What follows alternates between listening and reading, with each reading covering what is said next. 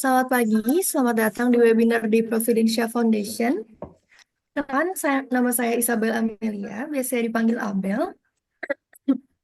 Saya merupakan salah satu dari Day Providentia Scholars yang saat ini masih berkuliah di jurusan psikologi di Universitas Sanata Dharma Yogyakarta. Hari ini saya tidak sendiri, melainkan saya ditemani oleh rekan saya, yaitu Michelle. Halo semuanya, kenalkan nama saya Devilinda Michelle Hadinata, biasanya dipanggil Michelle. Saya juga merupakan salah satu scholars dari Day Providentia yang saat ini masih kuliah di jurusan psikologi di Universitas Sanata Dharma Yogyakarta. Pagi ini kami berdua akan memandu acara webinar yang berjudul From Past Mistakes to Future Glory. Nah, sebelum acara hari ini dimulai, kami ucapkan selamat datang kepada Bu Yolanda dan Romo Setiawan selaku pengurus Day Providentia Foundation. Juga selamat datang Pak Benjamin Ruslan selaku pembicara kita hari ini. Tak lupa, kami juga mengucapkan selamat datang pada seluruh peserta webinar hari ini.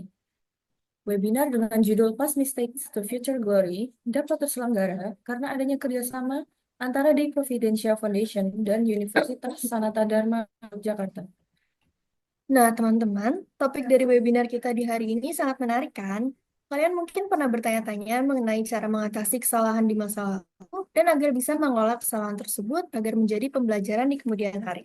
Nah, selain itu, hari ini kita akan bahas bahwa kesalahan di masa lalu bukan akhir cerita, justru awal dari perubahan.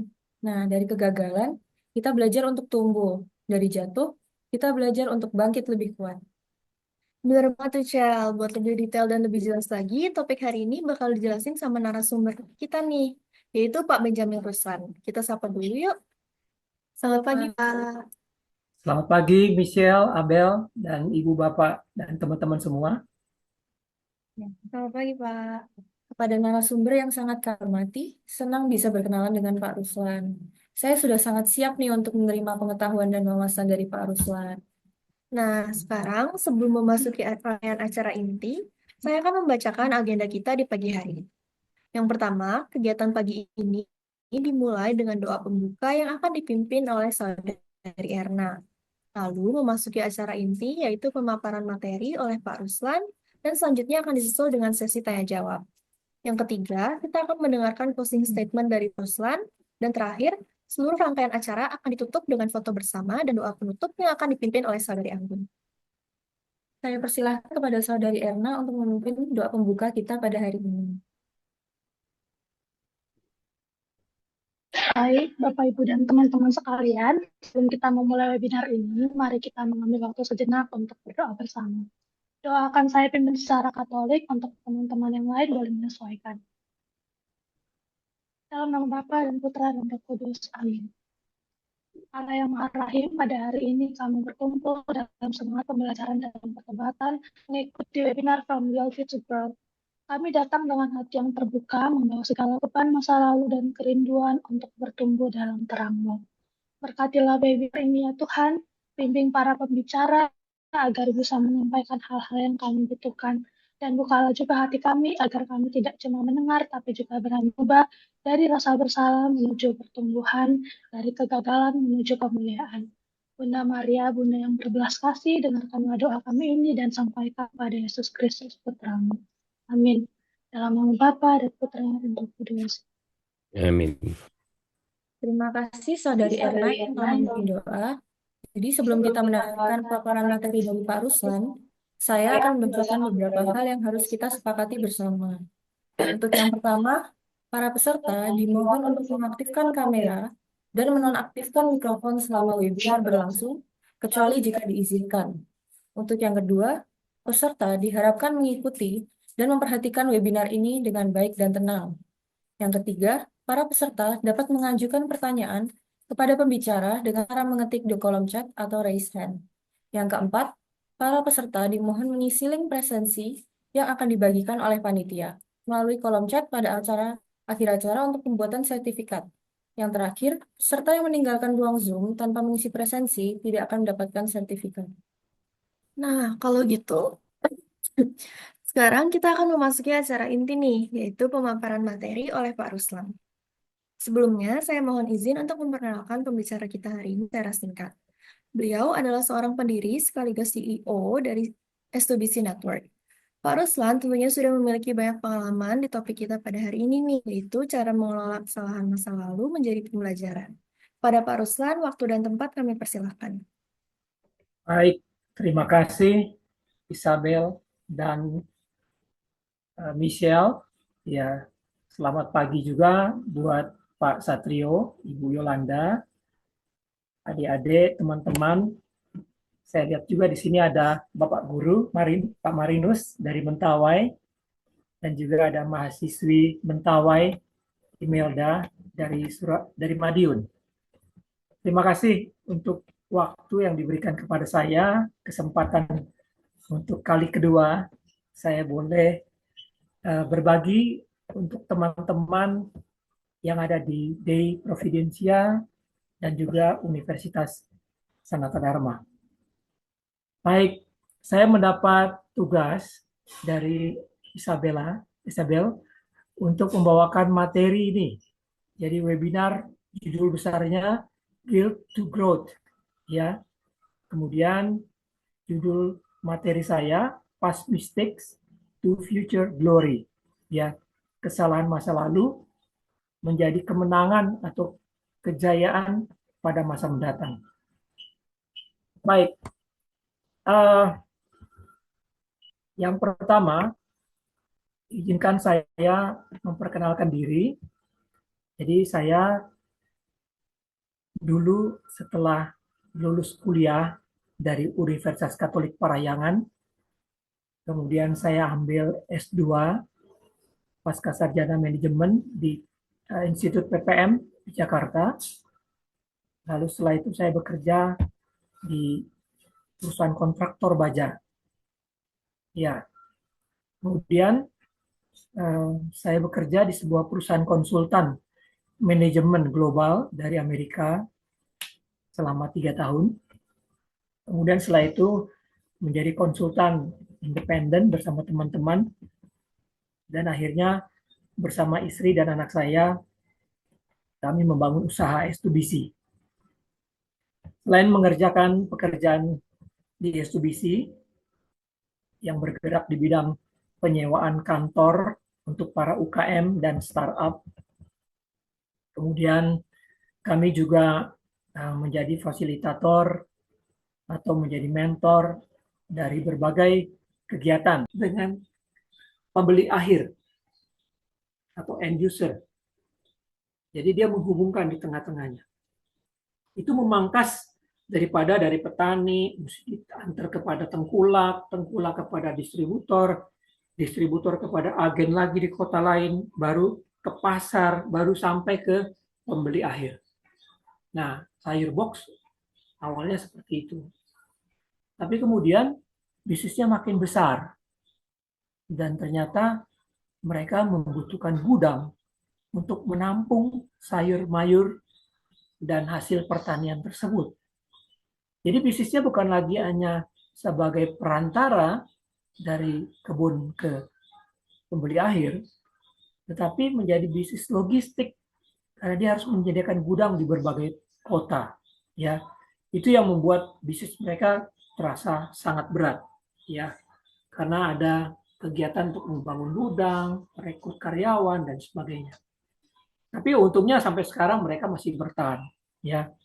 Ada banyak bisnis startup yang sudah berguguran sampai saat ini sejak startup di Indonesia muncul tahun 2010, ya. Di tempat kami di S2BC banyak sekali, ya, kami sudah membantu lebih dari 1.000 usaha UKM dan bisnis startup, ya.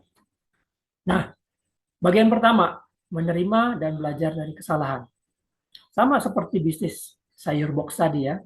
Amanda dan kawan-kawan, dia menyadari bahwa mereka telah melakukan kesalahan. Kesalahannya adalah tidak berpikir secara menyeluruh atau holistik apa saja kebutuhan sebuah bisnis aplikasi teknologi yang berhubungan dengan agribisnis atau disebutnya agritech, ya. Akhirnya mereka pelajari, mereka sesuaikan, dan akhirnya mereka bisa berjalan sampai dengan saat ini, ya. Ada juga alumni dari SMA De Brito, mereka namanya Henry Suharja. Henry mendirikan bisnis namanya Titipku, ya. Titipku ini bisnis startup yang menghubungkan antara pedagang di pasar dan pembeli di kota-kota besar. Jadi mungkin di kota-kota besar itu semua serba cepat, semua serba sibuk. Jadi mungkin ibu-ibu bekerja, ya, ibu-ibu yang mengantar anak ke sekolah itu tidak sempat lagi ke pasar. Jadi dia bisa nitip lewat aplikasi Titipku, ya. Nah, jadi nanti ada orang yang membelanjakan, ya, sesuai dengan pesanan si ibu-ibu tadi, lalu diantar ke rumahnya, dibayar lewat aplikasi, ya. Itu bisnis yang baik gitu. Tetapi bisnis startup itu harus terus bertumbuh, ya. Nah, sama halnya dengan adik-adik mahasiswa, mahasiswi, ya. Nah, untuk menghadapi kesalahan, mengatasi kesalahan, memperbaiki kesalahan, kita harus memiliki pola pikir yang disebut growth mindset, ya. Berpikir bertumbuh, ya. Ini istilah yang saya kenal di dunia startup. Sebelumnya saya nggak kenal istilah ini, ya. Nah, apa itu growth mindset? Jadi growth mindset itu adalah pola pikir yang percaya atau yakin bahwa kemampuan dan kecerdasan seseorang dapat dikembangkan melalui usaha, belajar, dan ketekunan. Bukan hanya ditentukan oleh bakat bawaan. Ya. Jadi adik-adik yang saat ini baru masuk atau baru di semester 1 dan 2, ya, mungkin banyak yang berpikir, saya bisa nggak ya kuliah ya di Sanata Dharma? Kan pesaing saya banyak sekali. Waktu testing aja banyak teman-teman. Contohnya yang di Mentawai, ya, karena saya berkecimpung di Mentawai. Jadi banyak adik-adik yang di Mentawai itu dari 220-an yang mendaftar testing Aptik Peduli Mentawai, yang diterima tuh hanya 40 sampai 50. Jadi hanya 20 sampai 25% aja sih. Ya. Nah, bagaimana yang tidak lulus? Ya. Apakah mereka berarti tidak dapat kesempatan untuk berkuliah? Mereka tetap bisa mengusahakan. Zaman sekarang sistem seleksi nasional penerimaan mahasiswa baru itu luar biasa kesempatannya, ya. Adik-adik boleh mengikuti testing seleksi 3 kali, bayangin. Kalau tidak lulus seleksi nasional berdasarkan prestasi, yang mana dilihat hanya rapot semester 1 sampai semester 5, dari kelas 10, 11, dan 12. Kemudian kalau bagus raportnya, sesuai kriteria, diterima. Ya. Jadi nggak perlu testing apapun. Itu satu. Kalau nggak lulus, bisa ikut seleksi yang berikutnya. Seleksi nasional berdasarkan tes. Ikut testing secara online. Datang ke kota-kota lain gitu, ya. Kalau di Mentawai itu mereka harus nyebrang ke Padang. Atau nyebrang ke pulau lain di Kepulauan Mentawai. Harus naik kapal laut. Ya, ditempuh dalam waktu 1 jam sampai 3 jam. Ya. Hanya untuk ikut ujian 1 hari. Hanya 4 jam ujiannya kalau nggak salah. Tapi mereka harus jauh dari dusun mereka atau dari desa mereka. Jadi perjuangan. Gitu. Nah, kalau mereka berusaha, mungkin mereka bisa diterima di seleksi berikutnya. Kalau SNBT yang berdasarkan tes tidak lulus, masih bisa ikut seleksi mandiri PTN dan PTS. Nah, mereka tentu sudah belajar. Ada kemungkinan karena sudah banyak belajarnya diterima di seleksi nasional, seleksi mandiri itu. Gitu. Belum lagi ada tes aptik lagi. Jadi banyak sekali pilihannya. Saya percaya bahwa setiap anak punya kemampuan, ya, asal dia berusaha, asal dia tekun, ya. Saya tambahin lagi sama adik-adik Mentawai, asal mereka rajin juga berdoa. Kita nganjurin doa Rosario, Pak Satrio. Jadi anak-anak ini kita ajarin selain belajar untuk persiapan ujian, mereka wajib doa Rosario setiap malam. Nah, lawannya growth mindset itu adalah fixed mindset. Orang yang merasa bahwa saya gini-gini aja deh, nggak bisa diubah lah, memang saya IQ-nya segini gitu kan. Atau memang saya rapotnya jelek, atau saya memang orangnya nggak berprestasi, ya pasti saya begini-gini aja. Ya, mau coba takut gagal. Ada tantangan sedikit gampang menyerah. Ya, jadi merasa tidak percuma lah kalau mau belajar ya. Karena memang dasarnya saya udah nggak bagus, udah nggak berprestasi. Itu namanya fixed mindset. Padahal sebenarnya kita sebagai manusia yang diberi akal pikiran oleh Tuhan pasti punya growth mindset. Tinggal bagaimana sekarang mental kita. Kalau mental kita sudah melakukan kesalahan lalu merasa down, ya merasa kecil hati, kecewa sehingga tidak mau mencoba lagi, ya itulah fixed mindset. Ya, kita harus memiliki growth mindset. Apa itu growth mindset? Kita harus merasa bahwa kalau salah itu nggak apa-apa. Kita bisa belajar lagi, kita bisa perbaiki lagi, koreksi lagi, bertumbuh lagi. Kalau ada masukan dari orang lain atau dari guru atau pembimbing, kita menganggap itu sebagai hal yang bernilai. Ya, ini untuk kemajuan saya, bukan untuk marahin saya, tapi untuk kemajuan saya. Dan selalu saya, kalau growth mindset, selalu merasa bahwa ini udah saya kerjakan sebaik mungkin nggak ya? Masih ada lagi nggak yang saya bisa kerjakan yang lebih baik dari ini? Ya, ada cara lain nggak? Ya, untuk memperbaiki, untuk hasil lebih baik. Kalau kemarin mungkin di semester 1 adik-adik IP-nya cuma 2,5, ya masih bisa nggak jadi 3? Masih bisa nggak jadi 3,5? Ya, ya coba belajar. Ya, ada satu anak Mentawai yang cerita ke saya ketika kami memulai gerakan Mentawai kita tahun 2013. Ada seorang anak muda umur 33, pada waktu itu umurnya 33. Dia bercerita dalam sebuah forum webinar seperti ini kepada teman-teman dari gerakan Mentawai kita. Namanya Jailius Salebay. Ketika dia mendapat beasiswa dari Astra untuk kuliah di UKI Jakarta, dalam benaknya sudah ditanamkan bahwa saya anak Mentawai, pasti kualitas pendidikannya jauh lebih rendah daripada mereka yang di luar Mentawai. Jadi yang saya harus lakukan, jadi ini sadar diri ya, kita sadar diri bahwa kita punya kekurangan. Itu hal yang baik sekali ya. Karena banyak orang punya banyak kekurangan tapi tidak sadar diri ya. Jadi lupa diri namanya. Nah, ini dia sadar diri. Jadi dia ikrar. Saya merasa bahwa saya 4 kali lipat lebih rendah daripada suku-suku lain di kampus saya. Jadi saya harus, supaya sama dengan mereka, saya harus belajar 4 kali lebih keras dari mereka. Dan dia buktikan.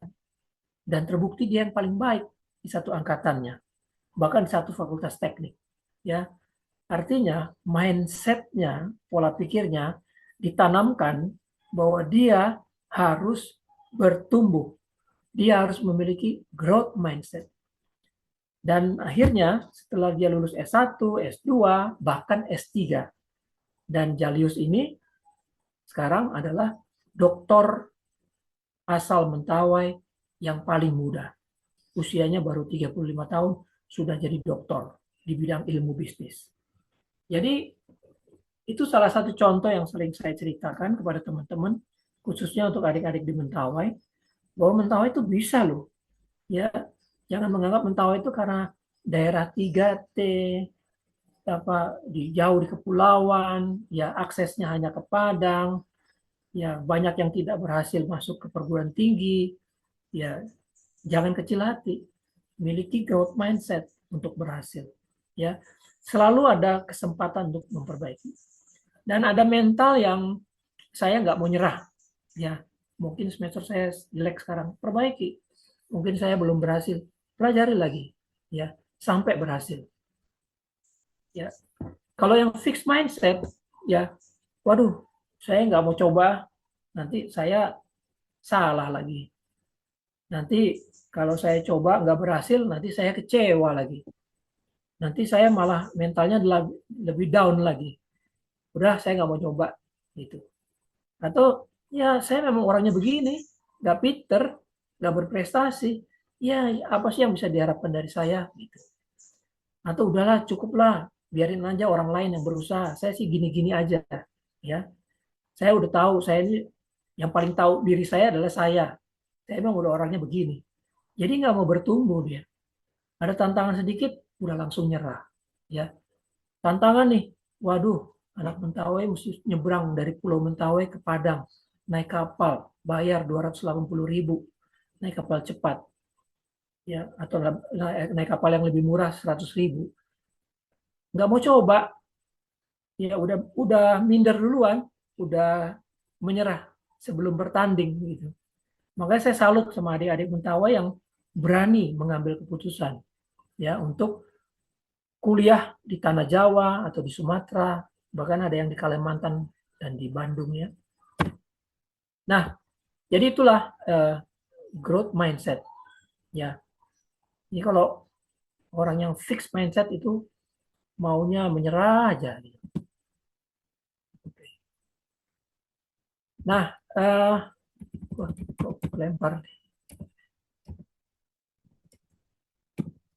Oh, balik. Ya, jadi itu growth mindset. Nah, sekarang kita masuk hal yang kedua. Ngomong-ngomong, waktu saya tinggal berapa menit ya, Isabel, ya? Tinggal berapa menit, Isabel? Masih ada 20? Oke. Saya lanjut ya. Bagian kedua, membangun mentalitas yang tangguh dan fleksibel. Ya. Membangun mentalitas yang tangguh itu dan tidak menyerah dalam menghadapi tantangan memang tidak mudah. Kita harus ketemu dulu sama tantangannya, baru kita terlatih. Ya. Untuk adik-adik yang dari kota besar, untuk bisa berkuliah di Yogyakarta, di Sanata Dharma mungkin tidak ada masalah. Tapi buat adik-adik dari Mentawai, untuk mereka bisa berada di Yogyakarta, dari Mentawai naik kapal ke Padang, dari Padang naik bus. Mungkin banyak di antara mereka yang baru pertama kali naik bus. Ya. Mungkin ada yang pertama kali naik pesawat terbang. Ya, mereka cerita ketika kami mentoring dengan mereka, karena kami melakukan pendampingan. Ada yang menceritakan, wah ini pengalaman luar biasa Pak. Saya nggak pernah naik bus, saya nggak pernah naik pesawat, tiba-tiba saya harus naik pesawat untuk pertama kali. Harus pindah pesawat, saya nggak ngerti caranya gimana, ya, nyerahkan tiket, ngambil bagasi, nungguin ini. Untung ada pembekalan. Jadi kita kasih panduan kepada mereka. Mesti memilih bus yang mana, berapa ongkosnya, jadwalnya bagaimana. Ya, itu tantangan. Ya, kalau mereka gampang menyerah, mungkin nggak jadi berangkat. Pulang lagi mereka ke Mentawai. Ya, mereka akhirnya berangkat. Ya, ada yang naik kereta api. Ya, untuk naik kereta apinya sekarang. Coba naik kereta apinya 15 tahun yang lalu. Ya, itu berdesakan ya, sampai mungkin nggak kebagian tempat duduk, mesti berdiri itu. Sekarang udah tertib kereta api di era kalian ini, gampang sekali. Ya, apalagi yang baru pertama kali, bagaimana caranya ngelola stres itu di perjalanan yang pertama kali itu. Mungkin ada temannya yang bilang, ah udahlah masih jauh nih perjalanan, kita balik aja, ya, ya seperti itu. Nah itu kalau kita punya mindset yang bertumbuh, growth mindset, kita pasti haus akan hal-hal yang baru. Ya, oh mau coba, oh yang itu saya belum pernah, saya mau coba. Naik kereta api seperti apa? Oh berapa lama? Saya cari tahu. Ya, jadi ada rasa mau tahu ya untuk bisa menyelesaikan tugasnya atau targetnya gitu ya. Jadi ini harus punya mental yang tangguh. Jadi jangan gampang menyesali, saya punya kesalahan sehingga saya tidak layak untuk melanjutkan kehidupan, saya tidak layak untuk berusaha, untuk berjuang gitu. Jangan, kita harus terus ya, terus jangan menyerah. Itu namanya growth mindset. Nah, yang berikutnya adalah saya ingin memperkenalkan sebuah bentuk testing, alat tes psikologi yang disebut DISC ya. DISC personality test. Jadi kalau adik-adik nanti sudah lulus atau mungkin di kampus juga mengalami testing seperti ini, mungkin juga di SMA ada yang mengalami, ada yang namanya DISC personality test. Yang dites itu 4 faktor ini. Dominance, influence, steadiness, conscientiousness ya, conscientiousness. Jadi bagaimana kita diukur faktor dominan kita ya. Ada orang-orang yang punya personality atau kepribadian yang dominan, itu tipenya pemimpin. Dia maunya memerintah, mengatur ya berdasarkan target. Saya mau lulus 4 semester, 8 semester, kalau bisa 7 semester. Saya mau naik S2, saya mau kerja di mana, saya mau karirnya seperti ini. Jadi dia udah punya arah gitu ya. Dan keinginannya sangat kuat ya, punya power untuk mengarahkan orang. Itu yang dominan.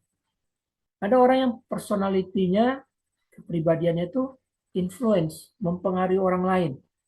Orangnya biasanya rame ya. Kalau ada kumpulan anak orang-orang, teman-teman, mungkin dia pembicara utamanya. Ngumpul dia, dengerin ceritanya dia, ketawa-ketawa dengerin ceritanya dia. Dia orang yang menarik untuk didengarkan oleh teman-temannya. Pernah tahu ada teman yang begitu? Adik-adik? Ada teman yang seperti itu? Jadi istilahnya nggak ada lo nggak rame. Ya. Tapi kalau ada dia pasti menjadi daya tarik orang-orang untuk berkumpul ingin mendengarkan cerita dia. Yang ketiga, steadiness. Orangnya kalem. Ya, mengakomodasi orang lain, melayani teman, ya, setia kawan, sabar, rendah hati, ya. Kalau misalkan ada yang mau ribut-ribut, udahlah, jangan ribut-ribut. Ini kan teman sendiri, ya, dia membawa damai, ya. Ada tuh teman-teman kita yang seperti itu. Yang satu lagi yang punya kesadaran tinggi, ya, suka menganalisa, ya, orangnya sangat sistematis, ya.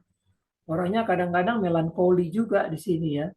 Gampang perasa, gampang sedih kalau ada cerita-cerita yang menyedihkan gitu. Nah, testing ini biasanya dilakukan pada saat mau terima karyawan atau saat mau masuk ke perguruan tinggi. Nah, testing ini kalau di karyawan itu yang mau diuji adalah bagaimana ketahanan mental orang ini ketika mendapatkan beban ya. Kalau kita memperhatikan teman-teman kita, ada teman-teman kita yang ketika kondisi normal ya, orang itu bisa mimpin atau orang itu bisa ketawa ceria, bisa mempengaruhi orang lain atau orang itu bisa mendamaikan teman-temannya gitu. Tetapi ketika dikasih tekanan, misalkan tugas yang banyak dalam waktu singkat harus dikumpulkan atau tugas yang cepat ya, tugas yang bebannya melebihi dari kemampuan kita, ada banyak orang yang tadinya kelihatan tampil sebagai pemimpin, ternyata dia ciut nyalinya ketika dikasih tekanan. Gitu. Tetapi ada sementara orang, ketika dikasih tekanan, justru dia makin mencelat, makin melejit, makin kelihatan kepemimpinannya. Nah, itulah kalau kita punya growth mindset, selalu mau bertumbuh, selalu mau belajar dari siapapun, ya.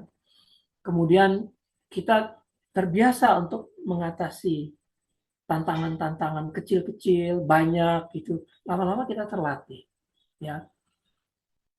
Kemarin dulu saya meeting dengan alumni dari Mentawai yang sekarang jadi kepala sekolah, namanya Pak Merpin Saugo. Saya panggilnya Bang Merpin. Bang Merpin ini satu di antara 3 lulusan Sanata Dharma asal Mentawai yang bisa cum laude. Ya. Terus yang saya tahu adik-adik kita yang sekarang nih di semester 1, 2 seperti Imelda itu susah karena harus ada laptop. Sedangkan mereka belum punya laptop. Mereka harus nabung dulu ya untuk bisa beli laptop. Nah, Bang Merpin bilang, dulu kami juga nggak ada laptop. Ya, kami tidak ada handphone bahkan. Jadi bagaimana caranya untuk mengatasi laptop itu? Saya bilang. Nah, di perpustakaan itu ada lab komputer, Pak. Jadi kami bersama teman-teman dari Mentawai yang lain, kami berlima, itu jam 6, setengah 7 kami udah standby di depan perpustakaan supaya menjadi pengguna pertama untuk lab komputer itu. Ya. Bayangin, mereka berjuang supaya bisa. Dan sampai saya lulus, saya nggak punya laptop, Pak. Tapi saya bisa lulus cum laude. Terus saya tanya, gimana dengan uang kos? Kami dapat beasiswa, tetapi kadang-kadang beasiswanya nggak cukup untuk makan yang normal gitu ya. Jadi gimana caranya kalian? Dia dan satu lagi temannya namanya Mespin. Ini namanya mirip Merpin dan Mespin. Dua-duanya kepala sekolah di Mentawai. Dan dia cerita, kami ini sepanjang 4 tahun, kami sudah mengumpulkan lebih dari 300 sertifikat seminar. Wah, hebat banget, rajin banget saya bilang. Kalian ikut seminar. Mohon maaf Pak, bukan karena kami pengen dapat ilmunya saja, tapi kami mau dapat makan siangnya. Wah, hebat juga, kreatif ya. Jadi sambil menempuh, mengikuti seminar, mendapat ilmu-ilmu baru, ya, dan juga dapat makan siang. Nah, itu kan mentalitas yang bertumbuh. Jadi bukan karena kesusahannya, karena keterbatasan uangnya, jadi membatasi kegiatan. Justru mereka makin aktif. Nah, itu tadi di bawah tekanan mereka makin melejit gitu. Dan terbukti sekarang mereka adalah salah satu guru-guru yang baik yang di Mentawai seperti itu. Dua-duanya lulus cum laude. Nah, angkatan 2013, 2011 atau 2011. Itu ya, jadi kita perlu mental yang. Nah, yang selalu saya sampaikan ke adik-adik itu adalah entrepreneurial mindset. Pola pikir sebagai seorang entrepreneur, wirausaha. Ya, kita nggak harus menjadi entrepreneur, wirausaha atau pebisnis UKM atau pebisnis startup ya. Tetapi kita perlu pola pikirnya. Ya, orang yang membangun bisnis itu nggak gampang. Nah, adik-adik, saya mau kasih PR. Coba tolong lihat di Google, cari tingkat keberhasilan entrepreneur. Tolong ya, cari ya, supaya kita ada interaksi nih, nggak satu arah aja. Cari di Google tingkat keberhasilan entrepreneur. Ada yang udah dapat?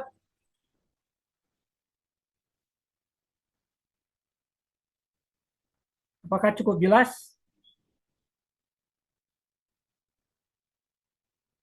Halo? Anybody home? Ada yang udah dapat? Berapa persen tingkat keberhasilan?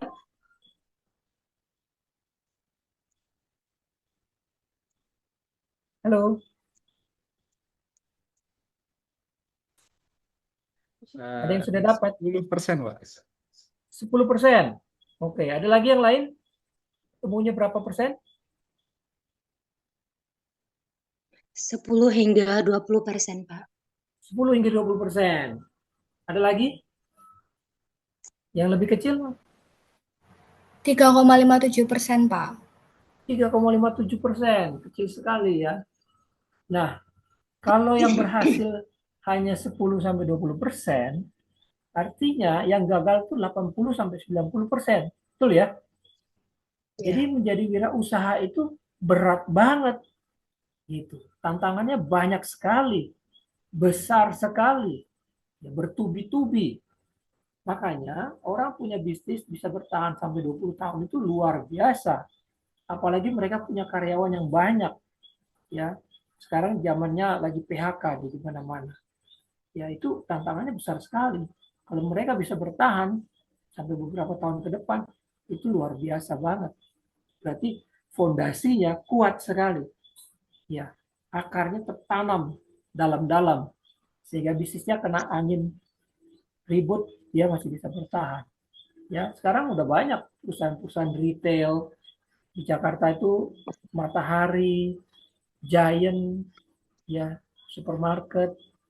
Belakangan sudah Alfa, sudah banyak PHK. Ya, TVRI, ya, seperti itu. Jadi banyak sekali. Jadi kalau orang bisa menjadi entrepreneur itu luar biasa. Nah, kenapa entrepreneur selalu saya jadikan contoh? Ini 5 karakter utama entrepreneur yang sukses. Mereka cari peluang. Kalau kami, teman-teman entrepreneur lagi ngumpul, itu suka nanya, kamu main apa? Main itu maksudnya bisnis apa? Ya. Oh, saya bisnis ini agritech. Oh, saya bisnisnya adalah digital marketing. Saya bisnisnya adalah banyak gitu. Itu orang-orang yang melihat peluang. Pada waktu krisis pandemi kemarin, itu kan seperti itu kan. Banyak orang mencari peluang menjadi penjual masker. Ya. Ada yang berhasil, ada yang enggak. Ya. Nah, yang kedua, pembangun jejaring. Ya, buat adik-adik dari manapun Anda berada, ya, dimanapun kamu kuliah, sambil kuliah bangun jejaring. Cari teman yang banyak. Bukan hanya teman satu angkatan, kakak kelas, adik kelas, dosen, pembimbing, semua jadi teman kamu. Itu membangun jejaring. Terus kalau pebisnis itu harus bekerja keras. Nggak ada pebisnis yang berhasil tanpa kerja keras. Atau menjadi orkestrator. Jadi menghubungkan teman satu dengan teman lain menjadi pebisnis yang bersama-sama begitu ya.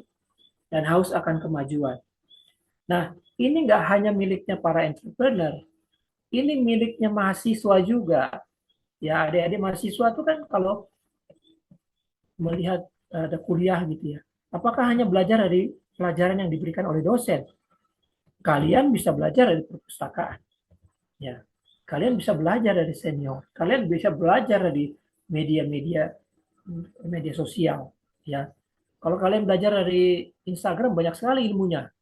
Belajar dari YouTube banyak sekali ilmunya. Jadi nggak ada habisnya itu. Ya, nggak ada habisnya. Nah, terapkan yang ini sebagai mentalitas seorang entrepreneur ke diri kalian. Saya bisa jamin kalian tuh bisa punya mental yang kuat. Caranya 10 sampai 20% aja yang berhasil. Ya. Nah, yang ketiga, kita harus bisa mengembangkan kemampuan belajar dan beradaptasi. Belajar, terus ya. Kalau kita belajar banyak, ya belajar sering, kita dapat pengalaman banyak. Belajar nggak harus belajar ilmu yang diajarkan di kampus, tapi belajar bergaul, belajar berkomunikasi, belajar berorganisasi, belajar kepemimpinan, belajar 4 tahun berarti 300 buku. Ya, kalau kalian pulang, belum tentu kalian ketemu toko buku di tempat asal. Nah, ya membangun kemampuan beradaptasi. Nah, ini ada satu ungkapan yang disampaikan oleh Charles Darwin. Dia mengatakan bukan yang paling kuat yang dapat bertahan hidup, survive. Bukan juga yang paling pinter yang bisa survive. Tetapi mereka yang paling bisa beradaptasi terhadap perubahan. Itulah yang paling sukses nanti bisa bertahan. Nah, apalagi sekarang, udah banyak isu juga. Ada COVID datang lagi di Singapura, di Thailand, Malaysia, gitu. sebentar lagi masuk Indonesia, atau mungkin sudah masuk. Nah, bagaimana kita? Sudah siap belum? Ya, sudah siap belum nih kita? Harus siap beradaptasi ya. Nah, kemudian bagian keempat, saya sedikit lagi ya, membuat rencana. Kalau kita sudah melakukan kesalahan, kita sudah mengevaluasi, kita mulai membuat rencana ke depan. Lupakan yang lama, lupakan kesalahannya, perbaiki, lihat ke depan, ya, bikin kejayaan yang di depan, ya, glory, future glory, ya, kemenangan yang di depan. Kemudian evaluasi, setiap kemajuan yang sudah kita capai, evaluasi, udah benar belum, ya, arahnya.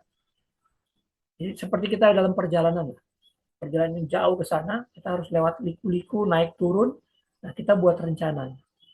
Nah, ada yang saya selalu sampaikan ke adik-adik, kalau buat rencana, buatlah 5W1H. Selalu, mau kegiatan acara 17 Agustus di kampung, mau buat acara persiapan acara angkatan, mau persiapan acara kawinan, ya, macam-macam. Ya, itu pakai 5W1H. Apa saja? Pertama, why. Kenapa kita mau melakukan kegiatan itu atau rencana itu? Apa rencananya? Kapan dilakukan? Di mana kita lakukan? Siapa yang terlibat? Ya, kalau kita mau bikin seminar seperti ini, kalau seminarnya berbayar, berapa harganya? How? Siapa yang mau beli? Itu. Siapa yang mau berbicara? Siapa panitianya? Ya. Kalau kalian melakukan ini, selalu ingat 5W1H. Kalian akan bisa membuat sebuah rencana atau setiap rencana dengan sangat terpadu. Nah, ini yang juga saya sampaikan ke adik-adik Mentawai. Plan B. Kalau membuat rencana jangan cuma satu, buat skenario. Ya, saya selalu sampaikan ke adik-adik muda, kalau buat rencana jangan cuma satu, buat beberapa alternatif. Kalau rencana A-nya gagal, kita sudah punya rencana B. Jangan setelah A-nya gagal baru kita buat yang B. Dari awal udah bikin skenario. Plan A, plan B, plan C, itu ya. Jadi kalau gagal satu kita tetap maju, gagal dua kita tetap maju, ya. Adik-adik yang sekarang lagi habis SNBP nggak lulus SNBT, BT, SNBT nggak lulus ikut yang aptik, aptik nggak lulus ikut yang mandiri, mandiri nggak ikut beasiswa di mana-mana, ya. Jadi nggak ada istilahnya menyerah, gitu ya. Nah, yang kelima terakhir mengevaluasi kemajuan. Udah sampai mana kita? Ya, kemajuan kita, langkah-langkah koreksi kita udah sampai mana. Nah, evaluasinya seperti ini. Setelah kita melakukan kesalahan, kita evaluasi, kita coba perbaiki, ada yang berhasil, ada yang nggak berhasil. Lalu, katakan pada dirimu, apa hal yang harus saya stop, saya berhentikan lagi. Saya berhentikan, tidak dilakukan lagi. Ya, misalnya kita membuat kepanitiaan ya di kegiatan kampus. Oh, kemarin kita nggak berhasil di pendanaan. Ternyata kita tidak melakukan cara mencari dana yang benar. Ya, jadi apa yang harus di stop, dihentikan. Terus apa yang harus dimulai? Ya, kemarin itu kita belum melakukan hal itu. Jadi kita harus memulai lakukan sesuatu. Misalnya waktu kita mencari dana, kita tidak mencari sponsor dari perusahaan-perusahaan alumni. Ya, kita mulai melakukannya untuk yang kemudian. Atau apa yang udah kita rasakan bagus dalam pelaksanaan kegiatan kita, itu kita lanjutkan. Misalkan seminar yang tiap bulan dilakukan oleh Dei Providensia ini, apa yang udah bagus, lanjutkan. Apa yang udah nggak perlu kita lakukan lagi, kita stop. Ya, apa yang kita harus mulai. Ya, jadi itu salah satu bentuk evaluasi yang paling gampang. What to start, stop, what to start, what to continue. Oke, materi saya sudah selesai. Rasanya sudah 1 jam. Saya serahkan kembali ke Isabel dan Michelle. Terima kasih. Semoga bermanfaat. Saya tunggu tanya jawab. Mantap sekali Pak Ruslan. Terima kasih atas materinya. Nah, teman-teman, sekarang kita masuki sesi tanya jawab nih. Untuk teman-teman, jika ada yang ingin menanyakan terkait topik webinar hari ini, bisa ketik di kolom chat ya. Nanti akan saya baca dan sampaikan kepada Pak Ruslan. Nah, aku mau bertanya duluan nih ke Pak Ruslan. Jika Ya, mengalami kegagalan, bagaimana cara mengembangkan mental yang tangguh untuk menghadapi kegagalan? kegagalan itu eh, sebaiknya kita alami beberapa kali ya, mumpung masih muda kalian. Ya, supaya kita terlatih. Kalau kita menghadapi kegagalan yang besar begitu, kita terkejut mungkin sampai sakit hati, mungkin sampai kecewa, sampai aduh nggak mau lagi deh, nggak mau lagi coba lagi deh, langsung kita belok jadi fix mindset, fix growth ya. Waduh, repot deh. Kita jadi kapok, nggak mau lagi. Nah, jadi menurut saya supaya kita mentalnya bagus, ya kita harus mengalami beberapa kali kegagalan. Ya, bukan berarti kita nggak boleh berhasil, boleh gitu. Tapi kalau bisa kita cari nih apa potensi gagal kita. Kita bisa prediksi nih bagaimana caranya supaya kita nah ini ada satu lagi yang saya lupa tambahkan di materi. Ada buku namanya Seven Habits of Effective People. Ya, jadi pengarangnya atau penulisnya adalah Stephen Covey. Ada 7 kebiasaan manusia yang efektif katanya. Salah satunya adalah begin with the end in mind. Mulailah dari akhir pikiranmu. Nah, saya selalu melakukan ini ketika kami membuat sebuah kegiatan. Jadi saya selalu berpikir, kalau udah selesai, kayak apa ya bentuknya ya? Wujudnya kayak apa ya? Ya, kalau misalkan saya mau bikin, saya ketua panitia acara peringatan 17 Agustus di kampung saya gitu. Saya udah kebayang ketika hari itu tanggal 17 Agustus dirayakan, ada berapa orang yang akan datang? Siapa saja yang bakal kita undang? Berapa banyak biayanya? Acaranya semeriah apa? Dokumentasinya akan seperti apa? Tersiar di sosial media seperti apa? Saya udah punya pikiran sampai kalau keadaan itu sudah terjadi.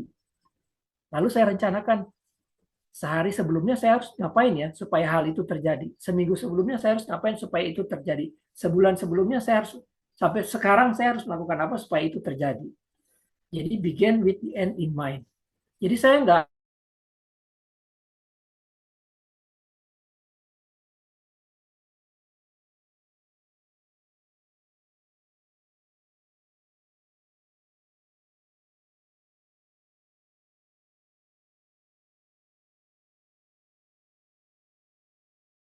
the end in mind. Lanjut, silakan. Imelda.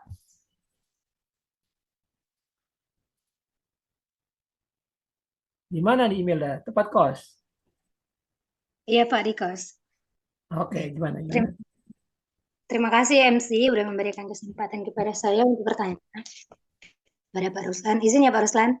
Ya,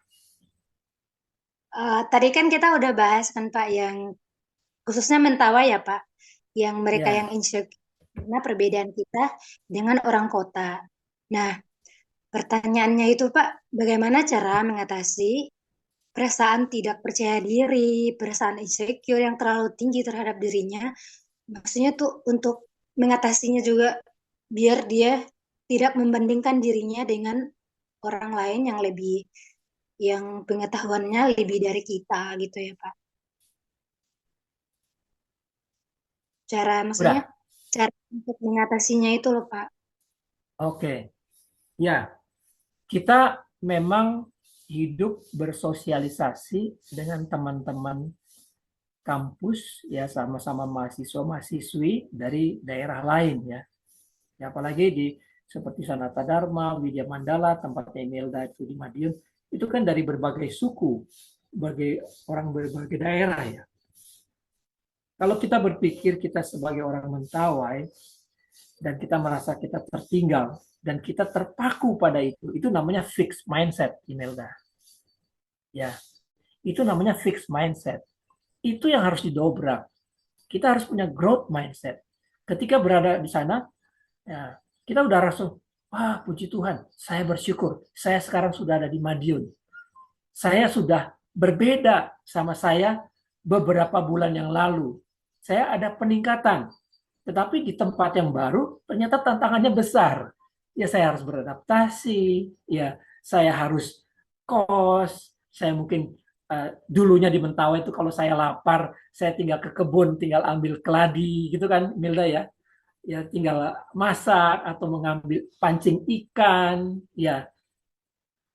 Itu begitu di perantauan nggak bisa. Segala sesuatunya mesti beli, harus keluarin uang lagi, begitu.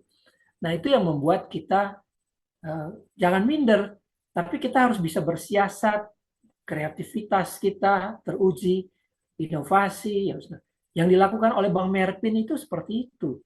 Dia ikut seminar sampai 300 seminar dalam waktu 4 tahun. Demi apa? Supaya dia bisa makan siang sambil dia mendapatkan ilmu baru. Itu kan strategi, taktik yang bagus gitu. Ya, itu bisa dicontoh. Atau teman kamu, Rino, dia bela-belain dia nabung dari uang tabungannya di itu, dari uang orang tua atau dari KIP itu, dia tabung, dia beli sepeda. Karena dia kosnya jauh dari kampus. Kenapa kos jauh? Supaya dapat kos yang murah. Dia bisa dapat kos 200.000 rupiah. Mana ada kos 200.000 rupiah dekat kampus? Jauh, sehingga dia harus punya sepeda. Dan dia beli sepeda dari kakak seniornya. Dan dia angsur juga gitu. Jadi banyak cara. Itu yang membuat kita terlatih untuk menghadapi tantangan-tantangan itu, yang menurut saya itu akan membuat kamu 4 tahun lagi akan lebih tangguh daripada ketika kamu berangkat. Gitu. Jadi jangan fixed mindset, growth mindset. Harus growth mindset. Harus pantang menyerah. Cari cara. Ya. Kalau ambil harus menangis karena ada kesulitan, gak apa-apa nangis. Tapi setelah itu bangkit lagi. Ya, oke Milda. Terima kasih. Ada lagi? Cukup, Pak. Terima kasih, Pak Ruslan.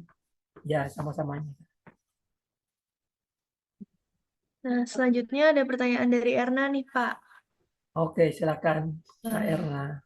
Dalam perjalanan dari rasa bersalah menuju pertumbuhan dan pemulihan, rasa bersalah sering muncul dalam bentuk yang halus, seperti keraguan diri atau ketakutan akan mengulang kegagalan.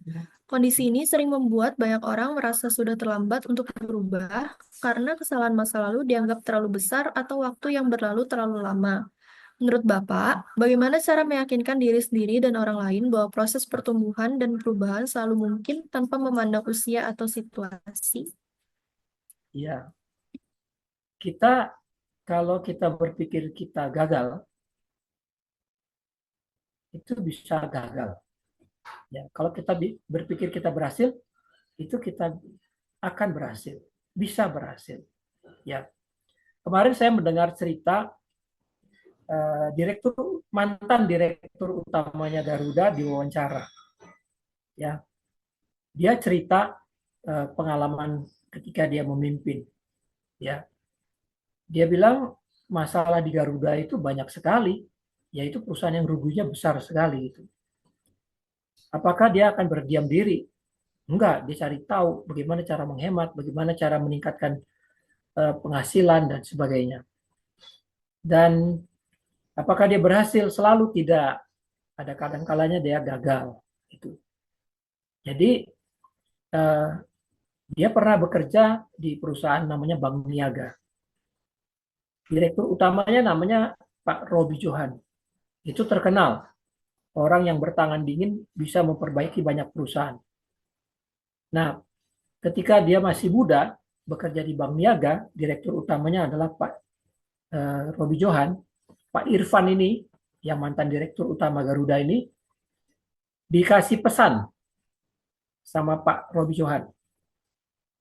Setelah selesai pendidikan tahap awal, kamu berkarir di perbankan, di Bank Niaga, kamu harus mengambil keputusan.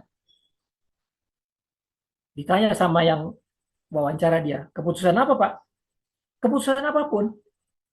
Keputusan untuk mau maju, keputusan untuk melayani nasabah, keputusan untuk menerima training, keputusan untuk melangkah, keputusan untuk apapun.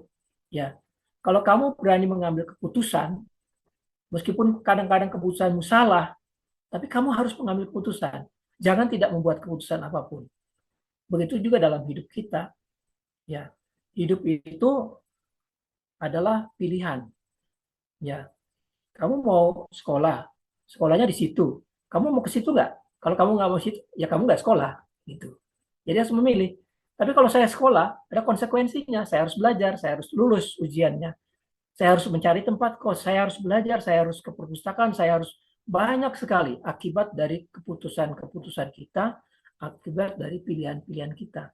Jadi hidup itu adalah serangkaian dari rencana, serangkaian dari pilihan, serangkaian dari keputusan-keputusan. Tapi jangan tidak mengambil keputusan. Ya, makanya belajar berorganisasi, ikutin kegiatan kepanitiaan. Di situ kalian belajar untuk mengambil keputusan. Ya, seperti itu. Jadi jangan pernah merasa bahwa ya saya gini-gini aja. Itu namanya fixed mindset, Erna. Jadi harus berani ambil keputusan, harus berani memilih apapun resikonya. Ya, tapi jangan lupa berhitung. Ya, berhitung. Ini kalau gini gimana ya? Tadi seperti tadi kan, ada plan A, plan B, plan C barangkali. Kalau ini gimana?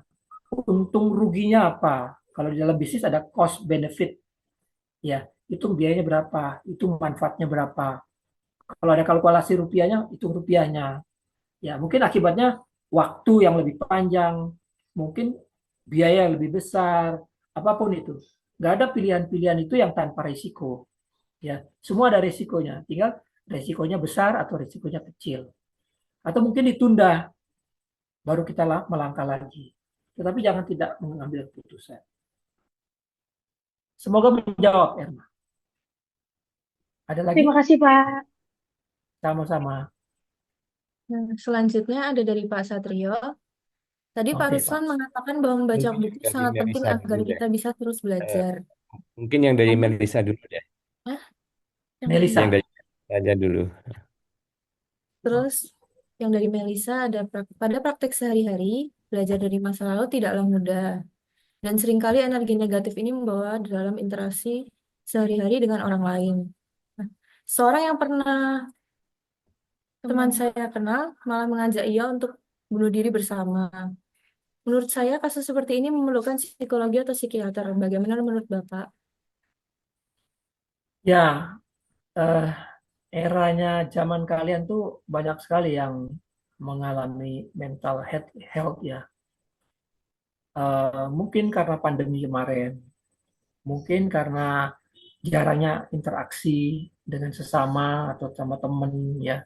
Bahkan mungkin ya di antara kalian ada yang tidak pernah masuk ke kelas ya, karena semuanya serba online dari kelas 10 sampai kelas 12 gitu ya. Mungkin tahap-tahap akhir baru bisa tatap muka begitu. Nah, banyak ya nggak apa-apa.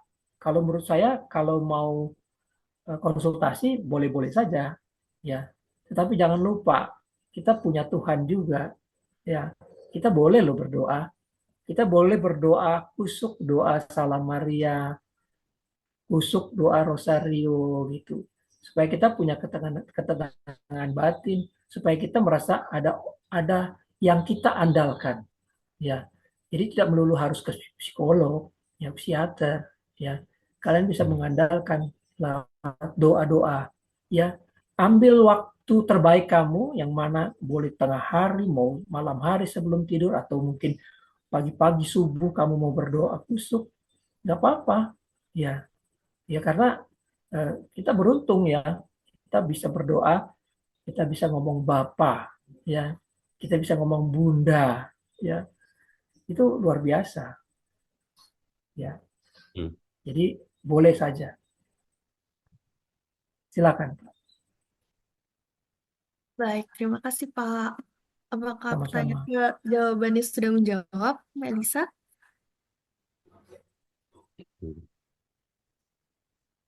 Mungkin kita bisa lanjut ke pertanyaan selanjutnya dari Pak Satrio. Yaitu, tadi Pak Ruslan mengatakan bahwa membaca buku sangat penting agar kita bisa terus belajar. Namun, minat baca di Indonesia masih tergolong rendah. Apakah Ya, ada kiat atau cara agar kami bisa menumbuhkan dan meningkatkan minat membaca? iya, memang membaca itu adalah kebiasaan.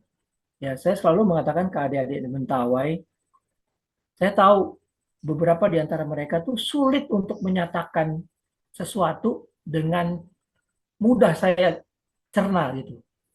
Kadang-kadang berbelit-belit karena bahasanya saya nggak ngerti, bukan karena bahasa Mentawainya ya, tetapi cara mereka mengartikulasikan atau menyampaikan maksudnya begitu, saya sering nggak mengerti. Saya lihat percakapan antar mereka, saya juga kadang-kadang nggak paham gitu ya. Ini masalah literasi ya. Saya beruntung karena dari kecil saya rajin baca buku. Saya petugas perpustakaan sejak saya SMP. Karena kenapa saya mau jadi petugas perpustakaan? Karena saya bisa pinjam buku banyak banget, saya bisa baca buku banyak banget sambil nunggu perpustakaan. Ya, SMP saya di SMP Vandit di Jakarta, SMA saya di SMA Kanisius Jakarta. Itu saya ketua perpustakaan. Jadi saya pun termasuk orang yang memilih buku-buku apa yang mesti dibeli gitu. Ya, jadi saya enjoy sambil beraktivitas kegiatan siswa, saya membaca gitu. Nah, kalau kita membaca itu menjadi habit, ya. Kalau nggak baca tuh kayaknya ada yang kurang gitu. Sama halnya sekarang deh, nggak lihat WhatsApp itu kayaknya ada yang kurang gitu ya. Mau dipegang ya WhatsApp-nya ya. Benar-benar namanya handphone, tangan di tangan kita terus. Gitu. Nah, jadi kalau menurut saya Pak Satrio, memang harus jadikan kebiasaan. Kami saat ini sedang membantu dalam gerakan Mentawai kita, sedang membantu sebuah dusun, Pak. Ya, jadi dusun Kalea namanya di desa Saibisa Mukop di Siberut Tengah. Itu kami sedang membantu membangun taman baca. Kami mendapat bantuan dari umat di gereja, dari berbagai gereja.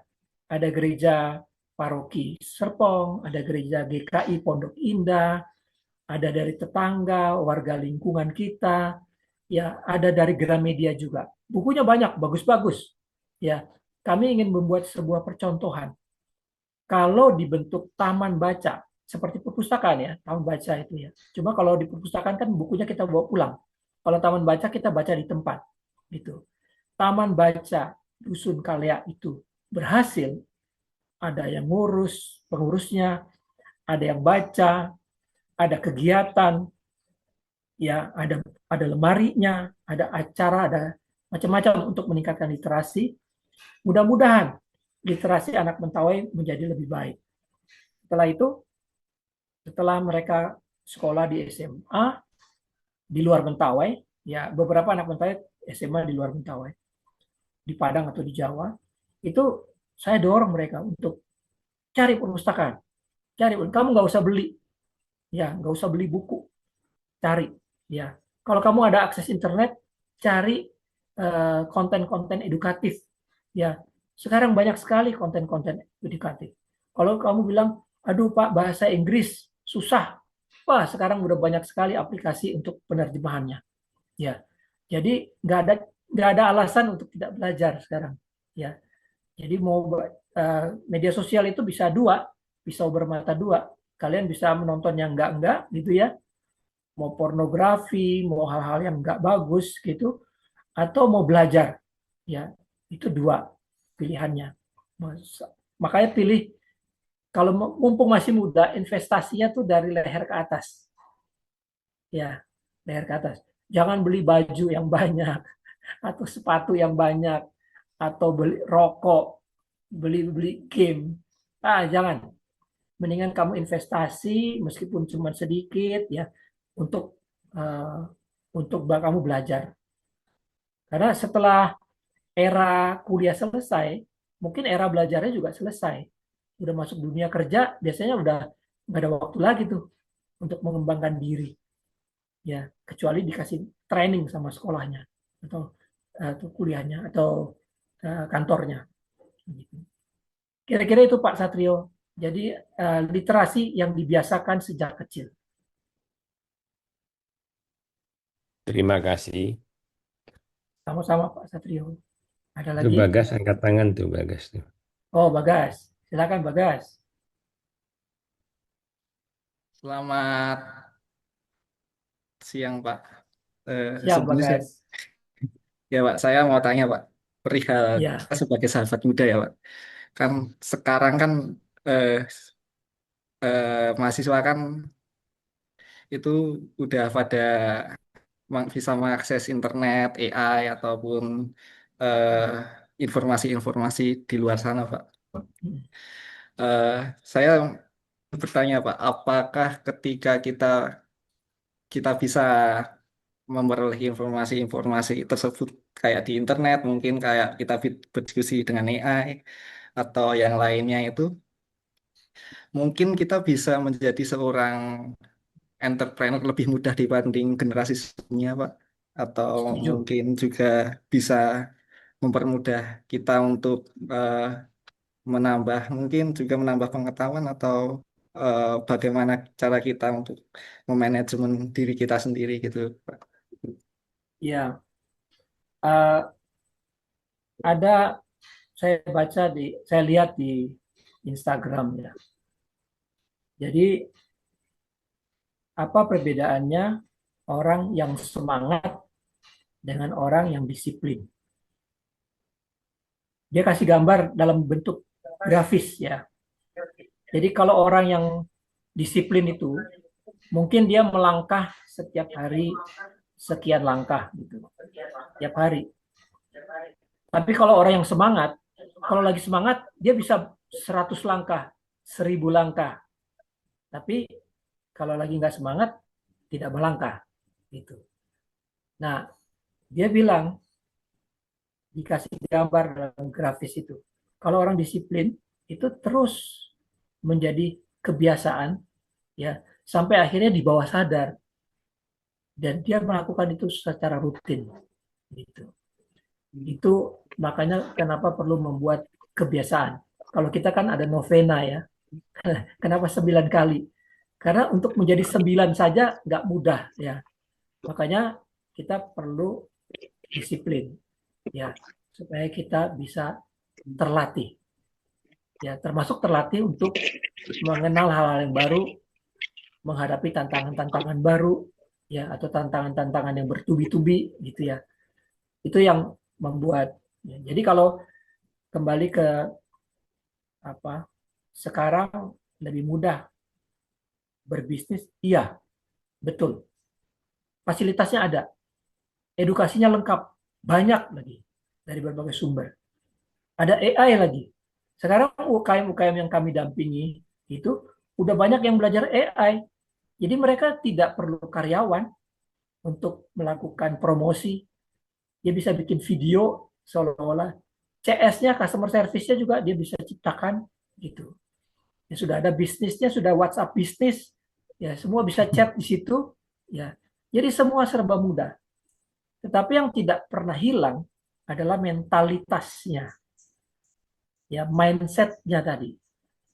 Boleh teknologinya bagus, boleh teknologinya kekinian, modern, jadi lebih mudah. Tapi kalau mentalnya tidak siap, sama aja, Bagas. Oh Jadi ya, kembali ke mental, kembali ke growth mindset tadi. Ya, growth mindset itu kalau kamu udah terbiasa untuk tidak menyerah, ya udah terbina itu.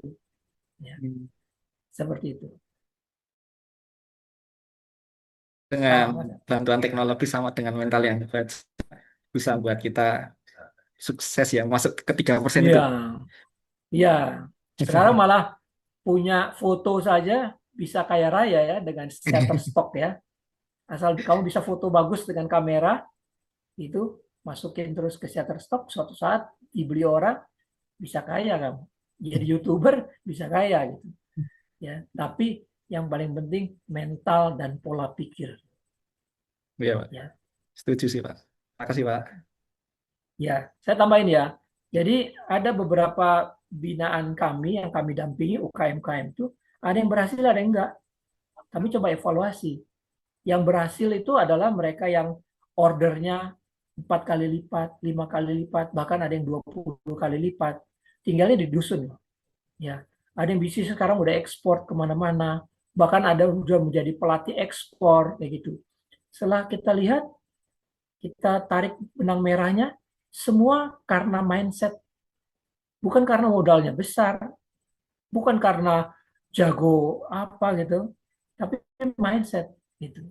Ada ibu-ibu, mungkin saya pernah ceritakan di pertemuan kita yang pertama, jualan kue 4 kali lipat setelah training. Ya, saya tanya apa yang membedakan kamu sebelum pelatihan dan setelah pelatihan hingga sekarang. Dia bilang, dulu saya hanya berpikir saya pedagang kue, Pak. Jadi saya hanya jual, bikin, dapat profit margin, sudah selesai. Tapi setelah pelatihan saya diajari macam-macam, keuangan, pemasaran, digital marketing, SOP, lagi pajak, ya macam-macam kita diajarin. Saya jadi merasa saya nih pebisnis kue, pemilik bisnis kue, bukan pedagang saja. Wah, itu mindset itu. Wah, hebat. Sekarang melejit. Usaha kecil menengah di kampung, ya bisa bisnisnya nggak kalah sama berlipat gandanya bisnis startup.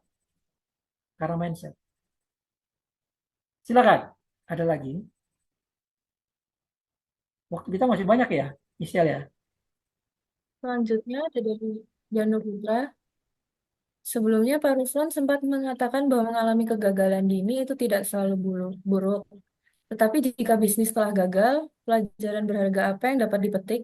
Bukankah sulit untuk mengatasi dampak psikologis dari kegagalan seperti kehilangan motivasi dan rendahnya self-esteem? Sehingga jikapun ada pelajaran yang dapat diambil, tetapi seorang wirausahawan sudah takut untuk memulai lagi, bagaimana tanggapan Bapak apa yang perlu dilakukan? Kan kita udah tahu yang berhasil berapa persen. Ya, Danu ya. Danu yang nanya kan. Berapa persen yang gagal? 80, 90%? Ya kan? Iya, Pak. Itu besar sekali loh. Jadi profesi sebagai entrepreneur atau wirausaha itu berbahaya sebenarnya. Karena yang gagal banyak. Gitu. Tapi bukan berarti tidak ada yang berhasil. Yang berhasil juga banyak. Kami sudah membuktikan, ya ternyata teman-teman UMKM yang kita dampingi itu ada juga beberapa yang berhasil dan berlipat ganda. Bahkan ada yang bisnisnya jauh lebih hebat dari bisnis kami sendiri, gitu. Ya, artinya bukan tidak mungkin untuk berhasil. Ya, nah itu tadi yang saya ceritakan. Yang membedakan apa? Karena mereka punya pola pikir yang benar, the right mindset. Ya, pola pikir yang benar. Kalau rugi bisnis, ya wajar. Main sepak bola pasti menang terus atau kalah juga bisa, Danu. Kan ada menang ada kalah kan. Ya, bisnis kayak gitu juga. Ada yang berhasil, ada yang gagal. Ada yang berhasilnya lama banget baru berhasil. Ya, ada yang baru sebentar udah berhasil. Ya, ada yang kelihatannya berhasil di awal-awal, buka cabang di mana-mana. Baru 2 tahun udah sepi. Ya, kayak gitu. Ya, jadi memang harus dilatih. Ya, harus pantang menyerah. Ya, Saya bangkit. boleh Satu, berbagi ya, ya, pengalaman Pak Satrio. bukan pengalaman. Karena saya mungkin 5 menit lagi harus harus ada meeting Oh, oke, lagi. Saya baik, berbagi baik sedikit Pak. ya sebelum saya meninggalkan. Jadi kalau saya boleh berbagi itu menambahi tadi Pak Ruslan adalah itu masalah framing ya. Jadi Frame. pertanyaan Bagas dan pertanyaan Danu itu framing kan. Jadi kita framingnya seperti apa begitu. Kalau orang tadi yang saya sangat suka dengan ceritanya yang jualan tadi ya. Tapi juga kalau ada orang membangun gereja ditanya kamu kamu berapa? Saya baru menata bata itu satu framing. Tapi dalam framing dia dalam pikiran dia. Tapi kalau dia mengatakan saya baru membangun gereja, berarti dia framingnya lebih kuat lagi. Atau saya Ya, baru membangun kerajaan surga, framingnya lebih besar ya, lagi. Itu masalah framing. Jadi mari kita semua punya framing yang lebih besar begitu ya. Ya. Mengerjakan sesuatu yang kecil, tetapi framingnya lebih besar. Itu akan mengantar kita kepada di mana kita akan menuju. Itu Ya. saya boleh berbagi seperti itu. Tapi sebenarnya saya ingin berbagi itu tadi pertanyaan dari Imelda dan juga dari Melissa. Saya pernah belajar bahwa syarat pertama itu adalah kita harus mengizinkan diri kita untuk bertumbuh. Wih, kita harus mengizinkan diri kita sendiri untuk bertumbuh. Kita harus mengizinkan diri kita mempunyai purpose, mempunyai arah, mempunyai harapan. Kita harus mengizinkan diri kita sendiri untuk itu. Kemudian ada dua, kita rendah hati atau rendah diri. Ya. Kalau kita rendah hati itu memang yang diharapkan. Kita menjadi humble, tidak menjadi sombong. Tapi kalau kita rendah diri, itu kita tidak punya gratitude. Artinya, kita tidak punya rasa bersyukur. Tuhan telah menciptakan kita, Tuhan telah memberikan kita sampai pada saat ini, itu kita harus bersyukur. Jadi kita tidak rendah diri. Apalagi, untuk menjawab Melisa tadi, Tuhan juga mengatakan kepada kita, masih ingat itu eh, cerita bahwa ada orang yang bertanya, kita harus membayar pajak nggak ya? Lalu Tuhan Yesus mengatakan, coba lihat itu koin kamu. Gambarnya siapa di koin itu? Gambarnya adalah gambar Caesar. Lalu Tuhan Yesus mengatakan, kembalikan kepada negara apa yang punyanya negara. Kalimat kedua adalah kembalikan kepada Tuhan apa yang milik Tuhan. Semoga kita ingat bahwa di dalam kitab Genesis, Kejadian, itu kan dikatakan kita diciptakan di dalam image serupa dengan Allah, dengan citra Allah. We are created in the image of God. Artinya apa? Kalau koin itu image-nya Caesar, kembalikan ke negara, kita tuh image-nya siapa? God. Tidak ada, saya ulangi, tidak ada seorang pun yang mempunyai hak untuk mengambil hidup orang lain dan dirinya sendiri. Jadi kita di-create in the image of God. So therefore we have no right, we have no right to take anybody's life and my own life even. So, jadi kita harus bersyukur sampai saat ini kita sehat. Kita bisa bernapas, kita bersyukur. Tapi kita juga tetap rendah hati. Rendah hati tidak sama dengan rendah diri. Artinya begitu. Semoga saya menambahkan ini untuk membuka wawasan adik-adik juga. Terima kasih Pak Ruslan. Ya, baik. Terima kasih banyak Pak Satrio. Luar biasa. Saya Ya, mohon pamit ya, adik-adik ya. dan teman-teman. Terima kasih banyak Meeting Pak saya ini Satrio. orang sudah menunggu ya. Terima kasih. Ya, Baik. Selamat meeting terima Pak. kasih. Senang berjumpa Ya. Pak. Terima kasih. Terima kasih atas kesempatannya. Baik, terima kasih Ya, kepada jadi Pak Satrio dan Pak Ruslan dan juga teman-teman yang sudah memberikan pertanyaan. Bagi teman-teman yang masih ingin bertanya, dapat langsung mengirimkan pesan email kepada The Providential Foundation sehingga kami dapat mengirimkannya kepada Pak Ruslan. Selain itu, teman-teman dapat mengisi link presensi yang sudah dibagikan di kolom komentar. Hanya peserta yang telah mengisi link presensi yang akan menerima sertifikat keikutsertaan dalam webinar ini. Sekarang kita akan masuki sesi closing statement kepada Pak Ruslan.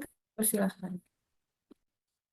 ya, jadi menambahkan yang tadi disampaikan oleh Pak Satrio, ya, kalau yang rendah diri itu adalah yang fixed mindset, ya. Jadi dia tidak mau bergerak, tidak mau maju, belum apa-apa udah menyerah, nggak mau nyoba, ya itu fix mindset. Dari tahun ke tahun begitu aja. Kalau dia bekerja selama 20 tahun, itu sama dengan 20 kali 1 tahun. Begitu terus. Tapi kalau dia growth mindset, dia punya target. Tahun ini saya akan menjadi ini. Saya bisa apa? Nanti tahun berikut saya bisa apa lagi? Bisa apa lagi? Jadi yang saya harapkan, kalian kuliah, ya yang bagi yang masih kuliah, jangan hanya merasa bahwa saya kuliah karena saya ada jadwalnya, ketemu dosen A, B, ya karena ada jadwalnya. Ya hanya mengikuti kewajiban kuliah karena ada jadwal kuliahnya. Yang kalian harus isi adalah sebenarnya selama 4 tahun, setiap kali semester, setiap hari itu harusnya bertumbuh. Bertumbuh karena menguasai materi kuliah, tapi menjadi hidup yang baik. Gitu. Ya, jadi bagi adik-adik, jangan menyerah apapun tantangannya. Ya, ada banyak cara kita untuk bisa keluar dari masalah, keluar dari kesalahan. Kita bisa berdoa loh. Jadi kalau kalian tekun berdoa, banyak loh. Saya ini dulu ya pernah menjalani sebagai katekis. Ya, ada beberapa orang yang dari agama lain yang belajar menjadi Katolik. Gitu. Bahkan ada orang yang kalau punya masalah, dia ke Gua Maria. Padahal dia belum Katolik. Gitu. Sampai akhirnya menjadi Katolik. Ada orang ya baru menjadi Katolik. Setiap ada lagu Bapa Kami di misa hari Minggu, dia pasti nangis. Saya aja yang Katolik dari lahir nggak menangis pada saat doa Bapa Kami.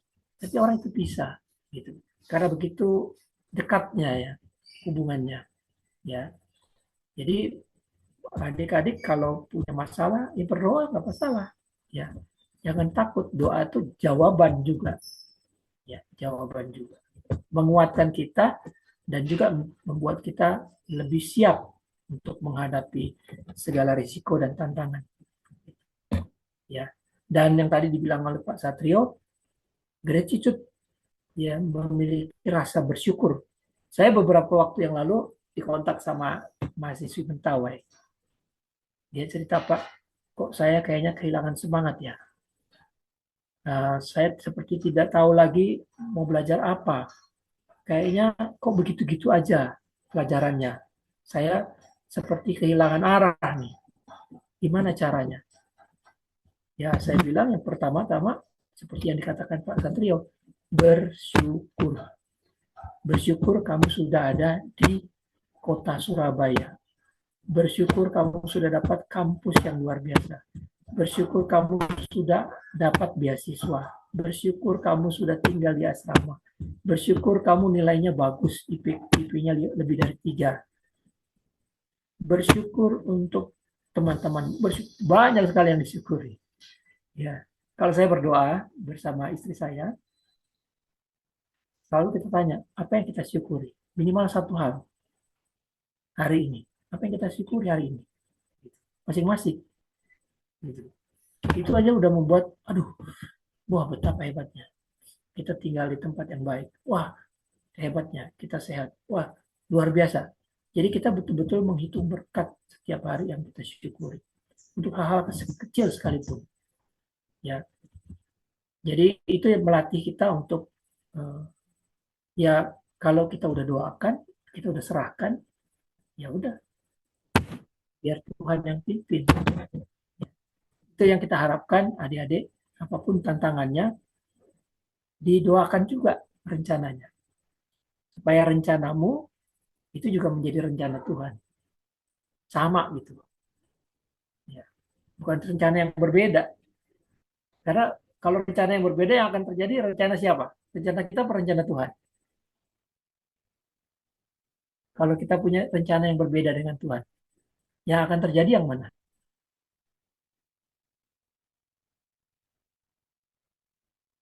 Halo? Kok nggak ada yang jawab? Kalau kita punya rencana, tapi rencana itu berbeda dengan rencana Tuhan untuk kita, yang akan terjadi yang mana? Apa guys? Nangkep nggak? Kalau saya punya rencana, ya Tuhan juga punya rencana atas hidup saya. Kira-kira yang akan terjadi yang mana? Rencana saya apa rencana Tuhan? Rencana Tuhan, Pak. Nah, rencana Tuhan. Ya. Jadi kalau kita sudah sampai sama nih, rencananya bareng-bareng nih, rencana saya itu adalah rencana Tuhan. Untuk kita tahu rencana Tuhan untuk saya itu apa gitu. Itu baru mantap. Ya. Oke, kira itu saja. Uh, Semangat, miliki growth mindset, jangan merasa menyesali terus kesalahan yang pernah dilakukan. Ya justru masih muda, temukan kesalahan-kesalahannya. Ya, bahkan ada startup yang saya dampingi, Pak, saya belum ketemu salah saya. Kira-kira saya akan kepentok di mana nih? Kelihatannya semuanya mulus-mulus aja gitu. Coba cari tahu. Ya, sampai akhirnya dia ketemu. Oh, ini yang saya salah, Pak. Saya belum memperhitungkan hal ini. Ya, nggak apa-apa. Daripada udah besar bisnisnya baru ketahuan salahnya di mana. Oke, kembali ke topik awal. Jadi apapun kesalahannya itu adalah bagian dari proses kita belajar. Sukses buat kalian semua di kuliah maupun pekerjaan maupun kegiatan-kegiatan seperti ini yang positif. Semoga acara seperti ini bisa berlanjut terus dan bisa mengisi pikiran kita menjadi lebih positif, menjadi lebih tough, ya, lebih berkarakter. Terima kasih untuk kesempatannya, boleh bertemu, berbagi dengan kalian semua.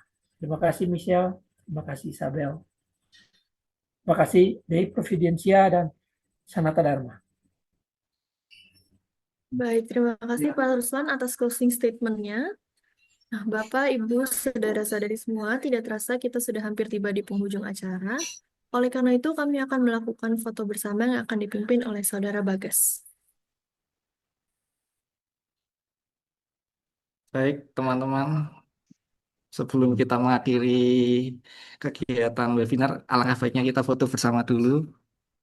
Mungkin bagi teman-teman yang masih off cam, bisa turn untuk on cam.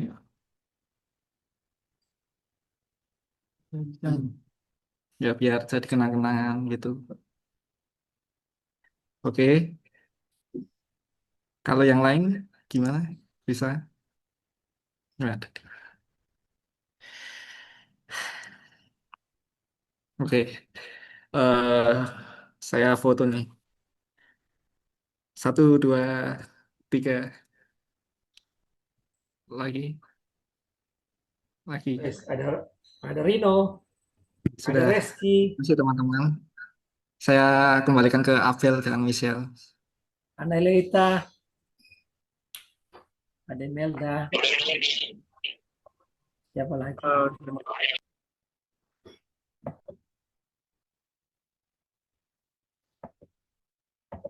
Baik, terima kasih pada Saudara Bagas yang telah memimpin foto bersama.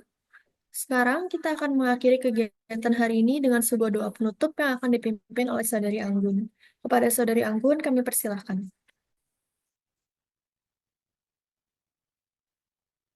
Ini Rino yang saya ceritakan tadi, beli sepeda.